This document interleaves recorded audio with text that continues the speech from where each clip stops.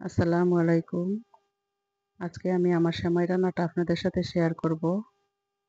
প্রথমে আমি ঘিয়ের মধ্যে বাদাম আর কিশমিশ ভেজে নিব। এখানে বাদাম আর কাজু বাদাম দিয়েছি। এটা বাদামি কালার করে ভেজে নিয়েছি। তারপরে পরিমাণ মতন ঘি দিয়ে গরম মশলাটা কয়েক সেকেন্ড ভেজে নিব। আর এখানে আমার লাচ্ছা সেমাই ছিল 400 গ্রামের মতো। তারপরে মিডিয়াম আঁচে আমি সেমাইটা 2 মিনিটের মতো ভেজে নিচ্ছি। তারপরে লাস্টে আরেকটু ঘি দিয়ে দিলাম। ঘি দিয়ে আরও কিছুক্ষণ নেড়েচেড়ে মিক্স করে নিচ্ছি, কারণ ঘি আমার খুব পছন্দ। আর দিয়ে দিলাম এখানে গুঁড়ো দুধ। গুঁড়ো দুধ দিয়ে আরও কিছুক্ষণ ভেজে নিব। এখন দিয়ে দিলাম পরিমাণ মতো চিনি। চিনি দিয়ে আরও কিছুক্ষণ ভালোভাবে নেড়েচেড়ে ভেজে নিব। প্রায় 1 মিনিটের মতো ভেজে নিচ্ছি।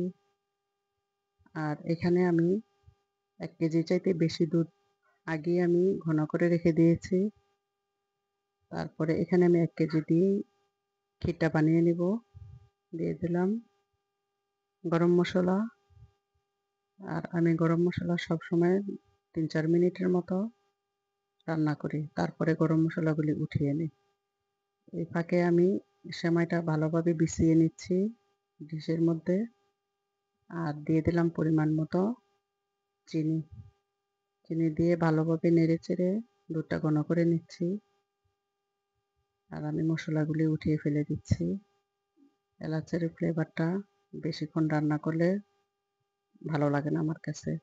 এখন আমি 3 চামচের মতো কর্নফ্লাওয়ার পানি দিয়ে গুলিয়ে ক্ষীরটা বানিয়ে নিচ্ছি। তো কর্নফ্লাওয়ার দেওয়ার পরে ভালোভাবে নাড়াচাড়া করে রাখতে হয়। নাড়া দেওয়া বন্ধ করা যাবে না। তো আমার ক্ষীরটা বানানো শেষ। আমি আমার মতো করেই বানিয়েছি।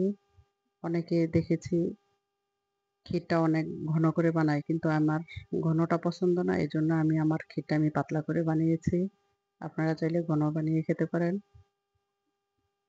তো আমি একটা লেয়ার করেছি, এখন আরেকটা লেয়ার করব। আজকে আমি 2 লেয়ারটাই বানিয়েছি। এর আগে আমি আরও 3 লেয়ারটাও বানিয়েছিলাম। তো বাসায় অনেক ঝামেলা, সেই জন্য আমি আজকে সিম্পলভাবেই করলাম। তো বাদাম দিয়ে পরিবেশন করে নিচ্ছি। আমার বলার মধ্যে অনেক কিছু ভুল থাকতে পারে, আপনারা কেউ কিছু মনে করবেন না। আর আমার রেসিপি ভালো লাগলে একটা ফলো দিতে পারেন, একটু লাইক দিতে পারেন। ভুল ত্রুটি থাকলে এটা লিখে জানাতে পারেন। তো সবাই ভালো থাকেন। আল্লাহ হাফেজ। আসসালামু আলাইকুম।